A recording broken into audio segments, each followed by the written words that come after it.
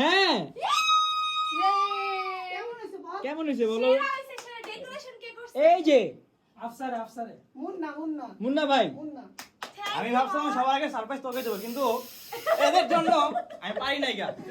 একটা বাজে আছে তার জন্য, ওদের জন্য বসে আছি আমি, পারি নাই গা। তো ভাই থ্যাংক ইউ। আমি এটা দেখো, এটা কি লিখছি আমরা? বউ বউ। ইয়াসিনের বউ। দেখি না তো এই ইয়াসিনের বউ। কেটা কি আছে? বার্থডে ইয়াসিনের বউ। ইয়াসিনের কেমন? বাহ সেই সেই কার ছিল এগুলো? হ্যাঁ এই প্ল্যানটা আমি হলো মুন্না ভাইরা। আরো এক সপ্তাহ আগে থেকে তোর মানে এটা মাথা ক্যাচআপ কেমনে কি করবো বুঝতেছি না। ভাবছিলাম আজকে আসবো, কিন্তু আজকে আসা হয় না গা। আজকে 3 দিন আগে তোর বাসায় যাইতে দাস না গা, কিছু করতে পারি না গা। যে মেহেদি ছেলেটা, মেহেদি ছেলেটা ক্যামেরা পর্যন্ত আনতে পারে না গা।